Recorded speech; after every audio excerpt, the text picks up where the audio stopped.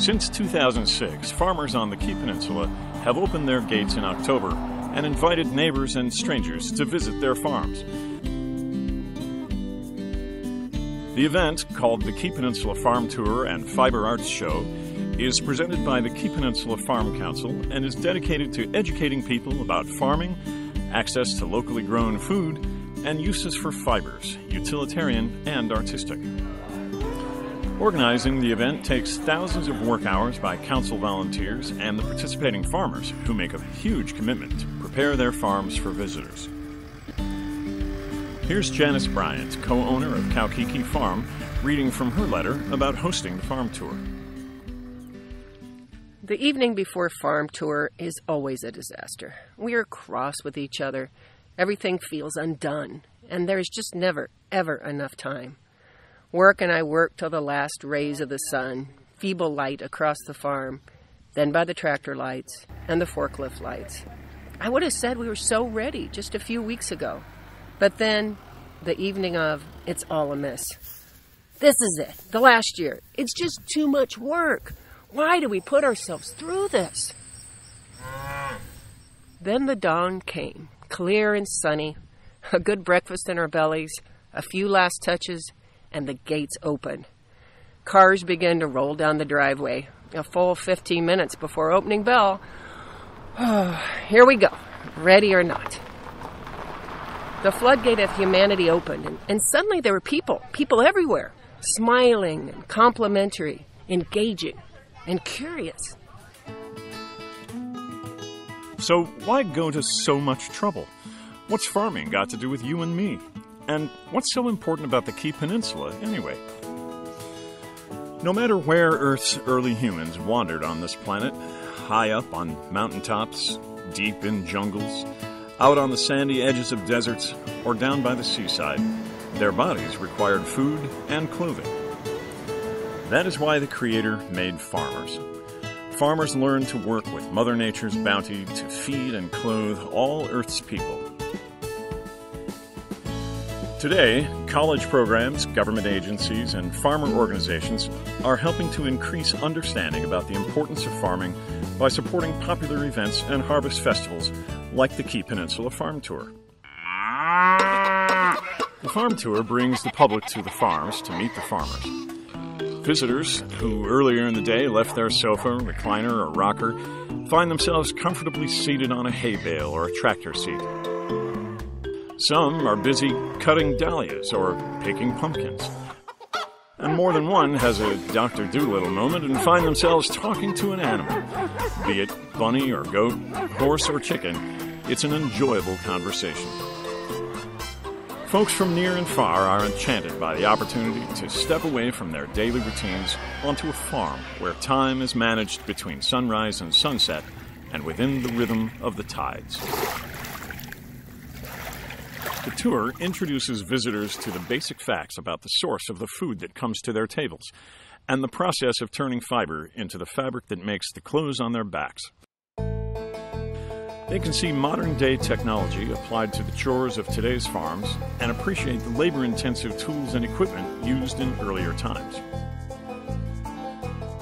Agricultural best practices on the land protects the peninsula's 60 square miles and is conducive to the health of aquacultural farms along the 179 miles of shoreline. The tour features farms dedicated to environmental conservation and sustainability best practices. Advanced animal behavior skills are taught on farms specializing in horse and canine abilities. Environmental studies are included in programs at day and summer camps. Do you see anything you recognize?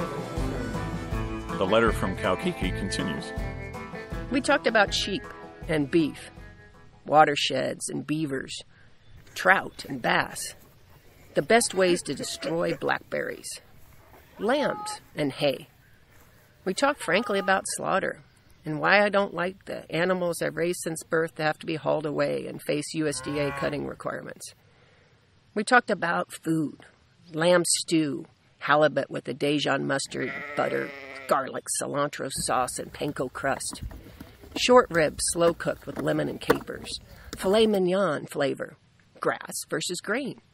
farm fresh eggs, and bone-in lamb chocks covered in Asian pear, mint, and kiwi salsa. We walked through the fields and saw Teddy, the Scottish Highlander, month-old fuzzball calf, the clearing that was almost ready for seeding, the back hayfield with the neat rows of planted seeds from the no-till drill, the waterfall, the ravine, the enchanted forest, and green grassy fields full of very happy sheep. Current best practice goals for both agriculture and aquaculture recognizes that farmers are stewards of the land and the tidelands, and that they grow products with regard to maintaining the natural ecological health of the peninsula. Best practice goals contribute to the development of successful farm businesses.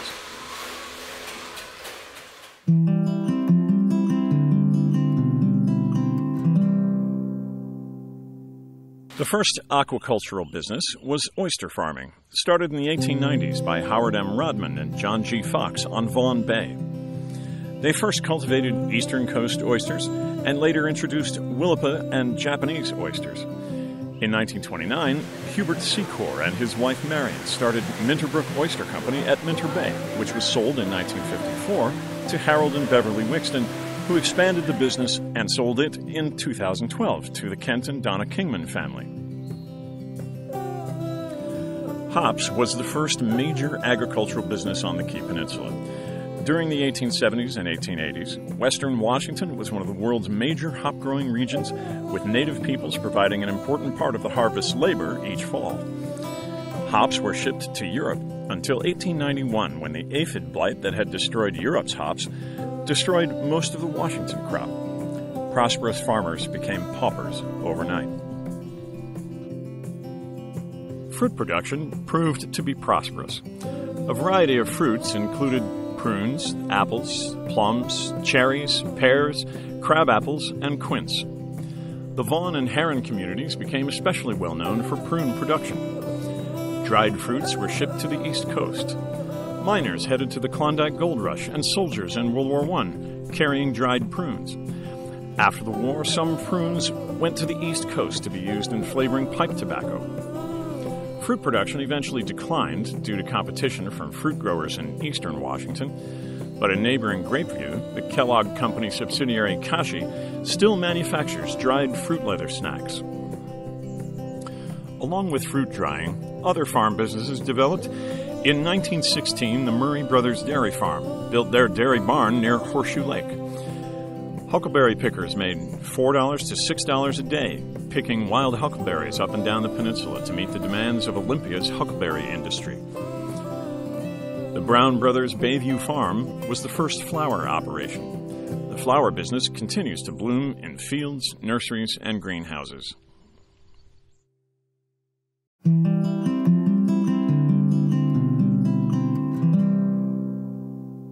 In the early 20th century, family farming diversified. Farms raised crops of corn, oats, wheat, and barley, cattle, and hogs. Large gardens were planted of potatoes, carrots, lettuce, pumpkins, beans, and radishes. Most successful in the 1920s was poultry farming. The chickens not only provided eggs and meat for the family, but also income. Eggs were sent on mosquito fleet ferries to Olympia and Tacoma. Women used their egg money to purchase luxury items for the family, such as tea bags, paper hankies, and zippers. Eventually, the high cost of freight and feed, plus the low price for poultry products, made the poultry business unprofitable. The poultry industry came to an end during the Depression. The Depression era also brought a deep decline to fruit orchard markets. That's when several farms became sites for private ventures. A few individuals were known in each community for their skill in the fermentation of juices and in the art of distilling and bottling alcoholic beverages. During Prohibition, suitcases and market baskets of the prized beverages were carried to wooded areas near a community dance, a picnic, or a church fair for distribution. As Prohibition was lifted, two successful wineries flourished on the Key Peninsula, the J.H. Muir Winery in Home and Stocks Winery on Rocky Bay. Under the existing laws, these wines could not be sold outside of the state of Washington. In 1933, liquor license number 1 was assigned to the St. Charles Winery on Stretch Island on the west side of the Key Peninsula. The Muir Winery is license number 21. And in 2014, Claude and Claudia Gahard's Trillium Creek Winery opened in Home and applied for license. That federal license number is 83,913.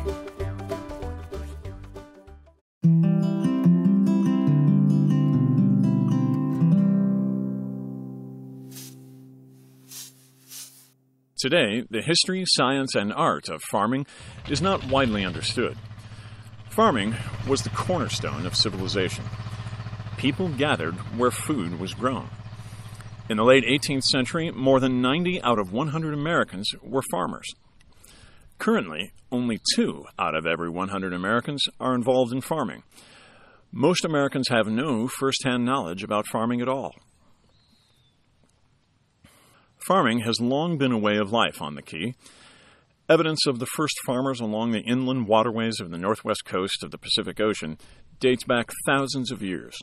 Native legends tell us they lived in this land from the beginning of time, when Raven put the people in clamshells and dropped them up and down the Salish Sea. In the late 1700s, English and Spanish explorers began to sail into the inland Salish Sea of Puget Sound. They found a robust culture, with people tending gardens in villages with huge cedar homes and traveling in finely carved canoes. Today's Puyallup, Nisqually, and Squaxin tribes are descendants of the Salish people. The teachings of their ancestors taught them how to garden, hunt, and gather to thrive on the Salish coast. Their ceremonies honor the hundreds of plants and animals used for foods, medicine, and fiber. Among the most revered are the western red cedar, known as the Tree of Life, and the salmon, known as king salmon. Salish tribal groups adopted and befriended the early immigrants who came to the area. Land and food were given settlers until their crops began to sustain them. The settlers of European descent who arrived on the Key Peninsula in the mid-1800s found a land altered from the environment discovered by the early explorers. Fur trade had depleted animal populations. Diseases brought by merchants and explorers had taken their toll on the native people. There were less people tending the gardens and fewer canoes traveling from place to place.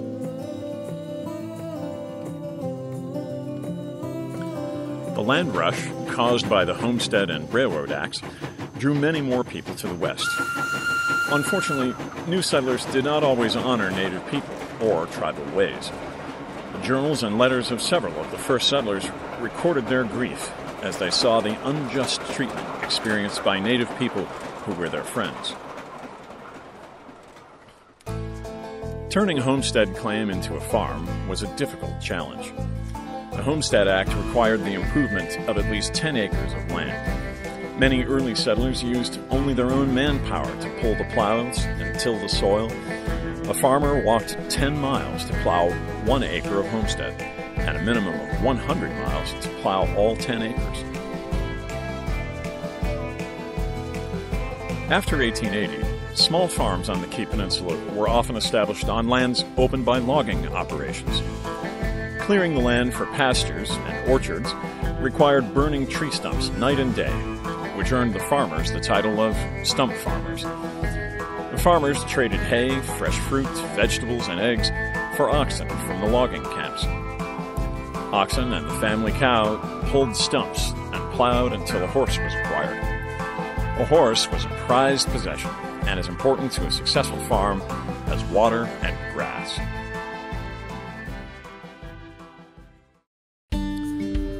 Also, essential to farming success were families and neighbors who gathered to help with major work like hay threshing and barn raisings. This community spirit continues to be essential at peak labor times like mowing, baling, roundup, shearing, and in the cooperative efforts of farmers' markets. Farming is an honorable way of life. Despite hardships and disappointments, it is a calling dedicated to serving the well-being of Earth's people.